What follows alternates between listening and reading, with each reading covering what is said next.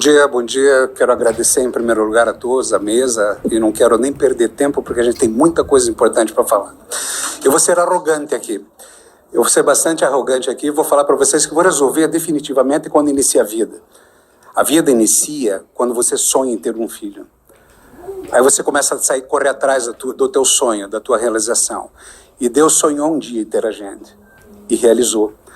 Então nós temos que entender que eu como médico e pró-vida, há muito tempo lutando por isso, eu sou formado há 38 anos.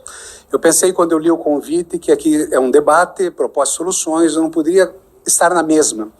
Então com a minha experiência de consultório com 38 anos, eu pensei em trazer algumas historinhas para vocês. E através dessas historinhas falar sobre maturidade, conhecimento, formação moral e medo. Porque justamente foi muito bem falado aqui, eu recebo aquelas pacientes desesperadas no meu consultório, eu preciso compreendê-las, eu preciso entender o que passa com elas para saber o que propor e o que fazer. Então eu começo até antes de ser médico. Eu com 18 anos, uma namorada minha engravidou. E ela engravidou, também tinha 18 anos. E eu estava com medo. Mesmo assim eu fui falar com o pai dela, e o pai dela falou assim para mim, se preocupe, cara, a gente faz o aborto. E naquele momento eu olhei para ele e pensei assim, você pode abortar teu neto, meu filho não. Eu era imaturo, tinha 18 anos, eu tinha desconhecimento, eu estava com medo, mas eu tinha um grande padrão moral. Aquilo que já vinha sendo formado. Então eu vou tentar nessas histórias colocar disso. Mais tarde ela perdeu espontaneamente a criança, depois engravidou mais uma vez e hoje eu tenho um filho de 43 anos de idade. Isso é, nós temos uma vida, nós temos que ter consequências, temos que aprender a assumir consequências. E o Papa falou muito bem sobre isso, quer dizer, nós temos um problema na nossa frente e resolvemos matando o próximo, quer seja um aborto, quer seja alguém fora já em vida. Então isso nós temos que pensar bem. Eu tinha uma amiga que era uma pessoa boníssima, uma das pessoas com o coração mais delicado que eu conheci. E uma vez no carro ela virou para mim e falou assim, mas Jacir, síndrome de Down tem que abortar mesmo, a criança vai sofrer. Aí eu percebi, ela tinha um padrão moral, mas ela tinha desconhecimento. E ela tinha uma característica total de desconhecimento. E des é prefixo de perturbação, perturbação do conhecimento. Então essas pessoas chegam grávidas no consultório depois, eu tenho que ajudá-las a pensar. Muito bem, se eu tenho desconhecimento, todo mundo quer ter um filho perfeito, e falam que quer ter um filho perfeito. Eu participei muito de medicina fetal, muitos congressos na Europa, Estados Unidos, em São Paulo, aqui mesmo, e eu via as pessoas querendo fazer um exame para tirar um pedacinho da placenta para ver se a criança era perfeita. Gente, que padrão humano é o nosso, que meu filho tem que ser perfeito?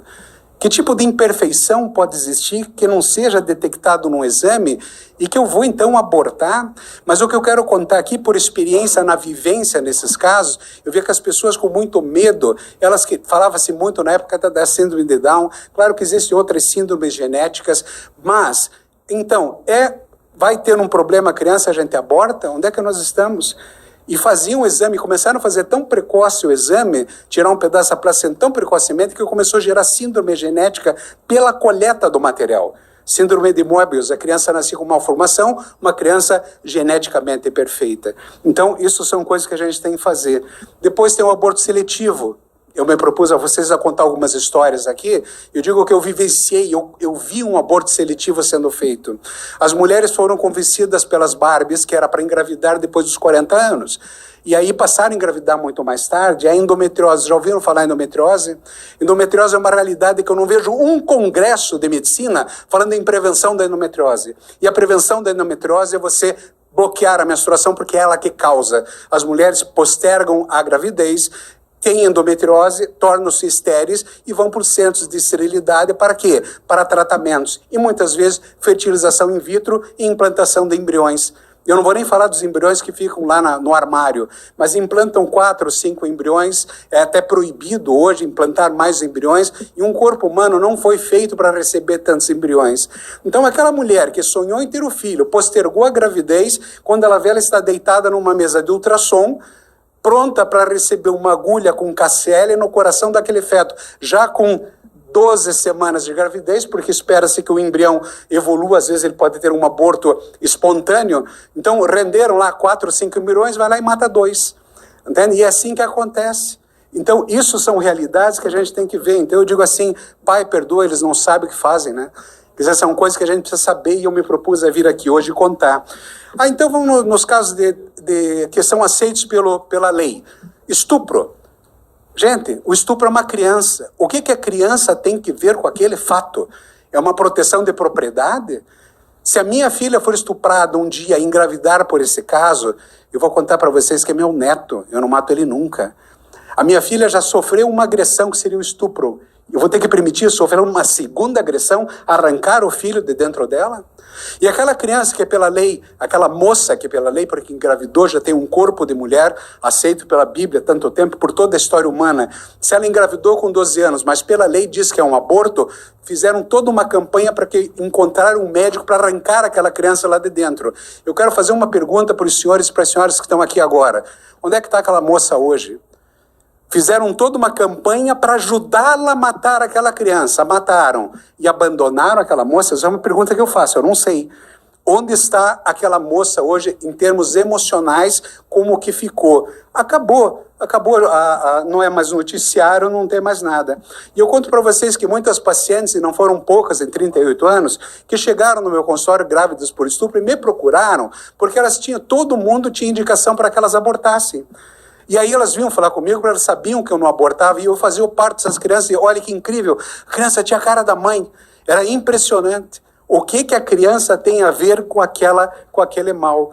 Então, veja, risco de vida pela mãe, quando a lei foi feita, pode ser até que eu fizesse, eu dei 24 anos em curso de noivos e falava sobre abortamento, eu falava, gente, talvez até eu fizesse uma mãe que tivesse já 3 filhos, uma família montada e teve uma lesão cardíaca, e ela ia morrer a criança e aquela família ia perder. Mas isso não aconteceu, sabe por quê? Aquela estenose aórtica, que seria uma indicação para provocar aquele aborto e salvar a mãe e a criança, hoje se pode operar de uma maneira até relativamente fácil e resolver o problema.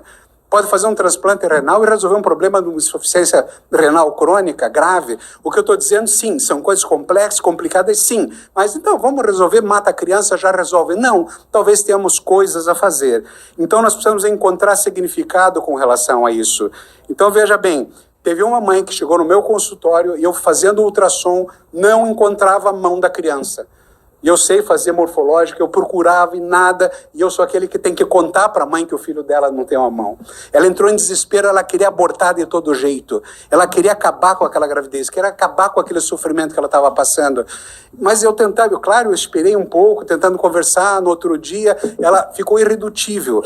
Então vejam aqui, quero que vocês enxerguem comigo. Ela só enxergava a mão que não existia. Todo o corpo, o resto que existia, ela não enxergava. Então isso é desinformação, é imaturidade, são problemas realmente de fundo interno de cada um. Então nós temos essas malformações que são importantes. Eu já estou terminando, gente, tá? Mas são muito importantes a gente compactuar essas histórias com vocês. Qual que é o meu papel como médico quando chega uma paciente no meu consultório procurando aborto? Compreendê-la. Ela está em estado de desespero. Sabe quando você fura um sinal? Eu tirei o som do meu telefone, não sei. Sabe quando você fura um sinaleiro e o guarda te pega? A tua primeira reação é querer inventar uma história que está com pressa, que está com diarreia, que você precisa resolver.